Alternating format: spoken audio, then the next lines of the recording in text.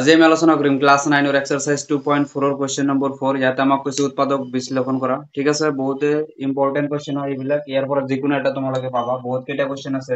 মই ৰোমান সংখ্যাৰ 1 2 লৈছো এইটো একচুয়ালি তোমালোকে ক্লাছ 10 ত যায় এইটোৰ এটা তুমি কি পাবা স্ট্যান্ডার্ড ফর্মুলা পাবা যত তোমাক দিয়া থাকিব ax² + bx + c ঠিক আছে তো উৎপাদক বিশ্লেষণ কৰাৰ কাৰণে আমি কি কাম কৰিব লাগে a ৰ লগত c মাল্টিপল কৰিব লাগে ঠিক আছে a * c কৰিব লাগে কৰি হেনা তুমি যোনটো বস্তু পাবা এই বস্তুটোক তুমি আকৌ কি কৰিব লাগিব সেই সংখ্যাটোক দুটা জোৰ বনাই তুমি মাল্টিপল কৰিব লাগিব যাতে তোমাৰ কি আহে এই মানটো আহে ঠিক আছে তো ইয়াতে মই বুজাই আছো যেনেকুৱা এইটো ফৰ্মুলা যদি আমি যাও আমাৰ হাতত আছে কি 12 আছে এই ঠাইত আছে 12 আৰু c ঠাইত আছে কিমান 1 আছে তো তুমি এটা কাম কৰা 12 * 1 কৰি দিয়া তুমি কিমান পাবা 12 পাবা এনেকুৱা কি অংক আছে যোনবিলাক অংক তুমি পূৰণ কৰিলে 12 পাবা তো এনেকুৱা আছে তোমাৰ 12 * 1 কৰিলে তুমি 12 পাবা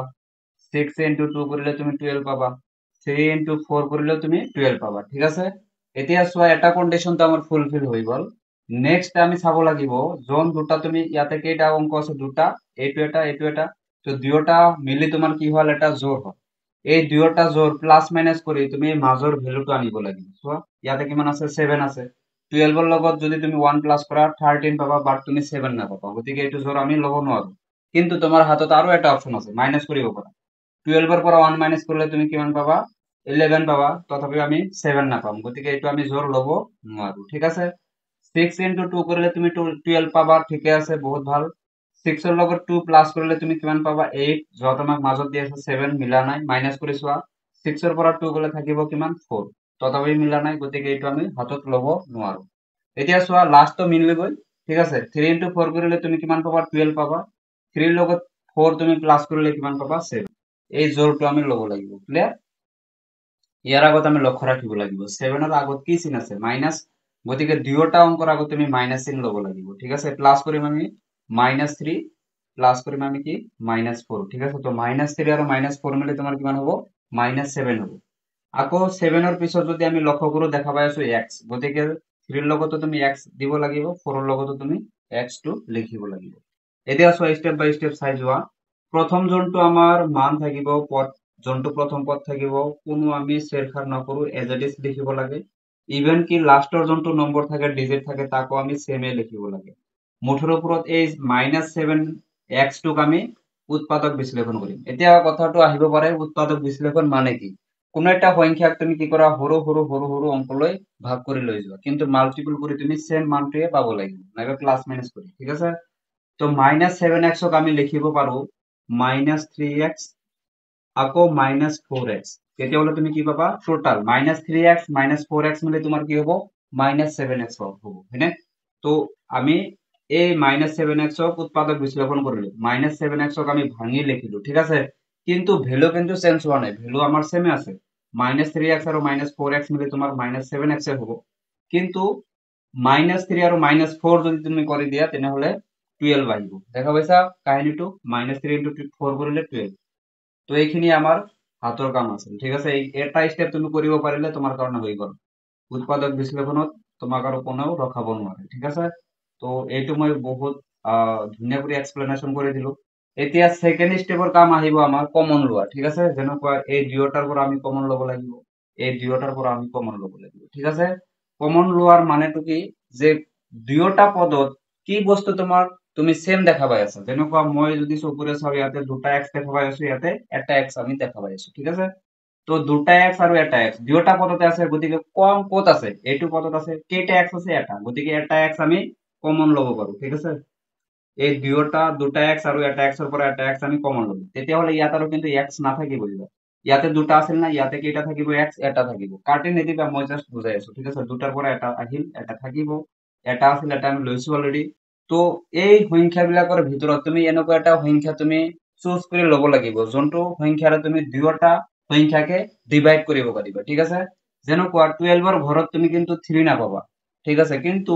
উল্টা যদি চোৱা 3 ৰ ঘৰত তোমাৰ 3 ৰ যোনটো নেওতা ঘৰ আছে তাত তুমি 3ও পাবা ইভেন কি তুমি 12ও পাবা কাৰণ 3 * 1 কৰিলে 3 পাবা 3 * 4 কৰিলে তুমি কিমান পাবা 12 পাবা গতিকে এই দুয়োটাৰ পৰা আমাৰ কমন কি আহিব 12 আৰু 3 ৰ পৰা কমন আহিব 3 কমন আহিব ঠিক আছে তো 3x আমাৰ মুঠৰ ওপৰত কমন আহিব ইয়াতে এতিয়া 3x নাই কিন্তু ঠিক আছে এবার তুমি ব্রেকেটটো দি দিয়া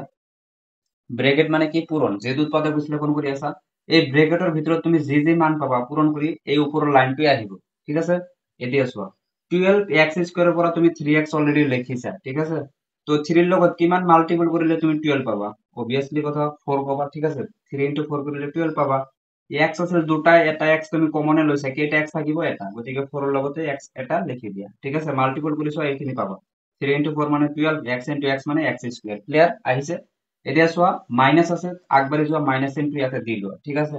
যেহেতু 3x অলৰেডি তুমি ইয়াতে কমন লৈছা গতিকে ইয়াতে 3x আছে নেকি নাই যদি একো নাথাকে তাৰ মানে তাত কিমান থাকে 1 থাকে এটো মনত ৰাখিবা বহুত ধুনীয়া এটা পয়েন্ট আগবাঢ়ি আহা কি চিন আছে মাইনাস তো মাইনাস ইয়াতে দি লোৱা এতিয়া আমাৰ সেকেন্ড স্টেপৰ কাম আহিব কি এই দুটা পদৰ পৰা তুমি কি কমন দেখা পাই আছা ইয়াতে x আছে কিন্তু সেকেন্ড পদত x নাই গতিকে x আমি কমন লব নোৱাৰো ইয়াতে 4 আছে ইয়াতে 1 আছে তো এইটো আমি কি কমন লব নোৱাৰো তো যেতিয়া কাৰোবাৰ লগত কোনো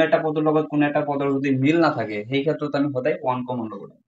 তো ইয়াতে 1 টো কমন লবা ঠিক আছে যেতিয়া তুমি 1 কমন লবা তো -1 ৰ লগত কিমান মাল্টিপল কৰিলে তুমি 4x পাবা অবিয়াসলি 4x লব লাগিব 1 ৰ লগত 4x মাল্টিপল কৰিলেহে তুমি 4x পাবা তো তাৰ পিছত তুমি আগবাঢ়ি যোৱা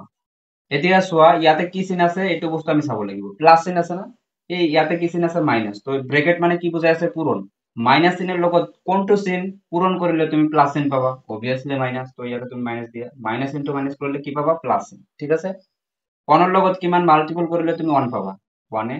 তো 1 তুমি ইয়াতে লিখি দিয়া এতিয়া চোৱা ব্ৰেকেটৰ ভিতৰত তোমালোকে নিশ্চয় সেম সংখ্যাই দেখা পাই আছা হয়নে 4x - 1 আছে ইয়াতো 4x - 1 আছে এক্সপ্ৰেশনটো সেমে আছে যেহেতু দুবাৰ আছে গতিকে যেহেতু আমি কমন লৈ আছো আমি এবাৰ লিখিব লাগিব 4x - 1 ইয়াৰ পৰা আমি কমন লব ঠিক আছে এইটো আৰু এইটোৰ পৰা আমি কমন ললো এই ক্ষেত্ৰত এবাৰ আমি লিখিলো এতিয়া চোৱা বাহিৰত তোমাৰ হাতত কি থাকিল 3x থাকিল লিখা আকৌ বাহিৰত তোমাৰ কিমান আছে -1 তো -1 তুমি ইয়াতে লিখা ঠিক আছে তো এইটোৱে হ'ব তোমালোকৰ ৰোমান সংখ্যাৰ 1 ৰ এনসার আই থিংক সবাই বুজি পাইছা স্টেপ বাই স্টেপ নোট ডাউন কৰিবা আৰু এইটো ট্ৰিক্স এপ্লাই কৰিবা যোনটো নিয়ম শিকাই দিয়া হল ক্লাছ 10 তো সেম প্ৰসেসত তোমালোকে বহুপদ চেপ্টাৰতে উৎপাদক বিশ্লেষণ কৰিবলৈ পাবা ঠিক আছে যদি ভিডিওটো ভাল লাগে তেনেহলে নিশ্চয় চেনেলটো সাবস্ক্ৰাইব কৰিবা লগতে নিজৰ বন্ধু বান্ধৱীৰ মাজত শ্বেয়াৰ কৰিবা থ্যাংক ইউ